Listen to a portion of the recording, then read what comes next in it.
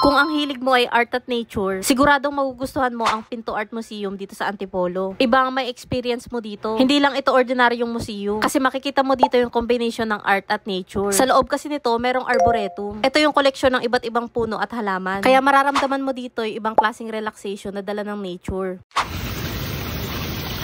Kaya kapag napadayo kayo dito sa Antipolo, isa to sa puntahan nyo kasi may kainan at kapihan din sa loob. Sa mga magkukommute papunta dito, sakay kayo ng Antipolo Shopwise. Siguraduhin yung may Shopwise yung signboard. May masasakyan kayo nito sa baba ng LRT to Antipolo. At sabihin nyo, dito kayo ibaba sa Clean Fuel malapit sa Inari Center. Nandito yung pila ng tricycle papasok ng Pinto Art. 40 pesos ang isang biyahe. At may babayaran pa kayong 10 pesos pagpasok dito sa subdivision. Sa mga may dala namang sasakyan, may free parking sila dito sa harap ng museum. Yung entrance fee dito, 150 kapag student, 300 naman kapag adult, at 240 sa senior at PWD. Sarado nga pala sila tuwing Lunes at ito ang kanilang schedule. Pag nagpunta kayo dito, magsuot kayo ng komportableng sapatos. Malawak kasi ito at inabot nga ako ng 8K steps dito. Kung marami naman kayong bitbit, huwag kayong mag-alala kasi ito, meron kayong mapaglalagyan ng gamit. Pagpasok nyo dito sa Pinto Art, ito yung unang makikita nyo, yung Upper Gallery 1 to 4. Sunod, pagbaba dito, ito naman yung chapel at katabi nito yung unang kainan, yung Cafe Rizal. 105 pesos yung pinakamura nilang kape. Sa harap naman nito, may hagdan pababa. Ito yung daan papunta sa iba't ibang gallery, amphitheater, at Pinto Art Academy. Ito makakapanood kayo ng video dito about Pinto Art Museum. Nandito sa taas nito yung isa pang kapihan. Ito yung Cafe Dionysus at ito yung mga bestseller nila at presyo. Paglabas dito, magsisimula na tayo sa 7 gallery nila. At ito yung Gallery 1 na may napakalaking painting. Magkakadugtong na yung mga gallery dito at ito yung Gallery 2. Kung ayaw nyo nga palang maraming tao, mas maganda weekdays kayo pumunta. Next, ito naman yung Gallery 3 na may mga steelware sculptures. Bago naman kayo makarating ng Gallery 4, madadaanan nyo tong Element Cafe. Dito nga namin napiling magpahinga at kumain. Affordable lang din yung mga kape dito, 100 plus pesos lang. Sunod, ito naman yung Gallery 4. At nandito nga yung sikat na We Are the Kids that your parents warn you about. Sa mga naghahanap naman ng restroom, marami kayong madadaanan. At tingnan nyo yung loobo, may art din. Next, ito naman yung Gallery 5. May upuan dito at malaking bintana. Masarap nga rin magpahinga ng saglit dito. Bago nga pala kayo makarating sa Gallery 6, may pintuan papunta dito sa forest. Dito sa loob, marerelax kayo kasi maririnig yung mga patak ng tubig. Paglabas, ito na yung papuntang Gallery 6. Iba't ibang arts din ang nandito. Sa tabi niyan, may mga description na pwede nyong basahin. Marami pa nga pala akong hindi napakita sa inyo at kayo na bahala dumiskubre kapag nagpunta kayo dito. Sunod, ito yung panghuling gallery, yung Gallery 7. Ang laki nito at ang presko dito. Siya nga pala guys, yung mga artwork bawal pong hawakan para maiwasan na pagkasira nito. May nakita nga pala akong section dito na may iba't ibang picture na nakalagay. Nandito rin sa Gallery 7, itong optical illusion. Parang nasa mataas na lugar ako pero salamin lang yan. Paglabas ng Gallery 7, nandito naman yung Lotus Garden. At nandito rin yung daan papuntang Arboretum. Ang tahimik dito, tapos makikita nyo pa yung mga puno at halaman na may tag. Malalaman nyo nga dito iba't ibang puno at halaman na nakatanim. Next, ito naman yung paborito ni Maynard. Ito yung Arboretum Library. Nare-relax daw kasi siya dito, ang tahimik. Itong library kasi ay nasa gitna ng Arboretum. Napapagitnaan ka nga dito ng mga puno at halaman. Dito nga isa sa mga spot kung gusto mo mag-relax. Paglabas nyo ng Arboretum, nandito yung upper garden na may pool. Pag nakita nyo rin to, malapit na kayo sa exit. Sa taas naman ng Gallery 2, may makikita kayong malaking color blue. Ang galing nito kasi gawa to sa galon ng tubig. Dito nga pala maganda tumambay kung gusto nyo makita yung sunset. Sulit nga ang bayad dito sa Pinto Art. Worth it nga bisitahin to kung balak mo magpahinga or mag-recharge. Sa pag-commute naman pabalik, punta lang kayo ulit dito sa Clean Fuel. Sakay kayo ulit ng Shopwise. Yung biyahe kasi nito papuntang terminal. Nandito yung mga sakayan pa LRT. Kung nakatulong nga pala tong vlog ko sa inyo, huwag nyo pong kalimutang mag-follow kasi marami pa kaming i-share sa inyo na mga pasyalan.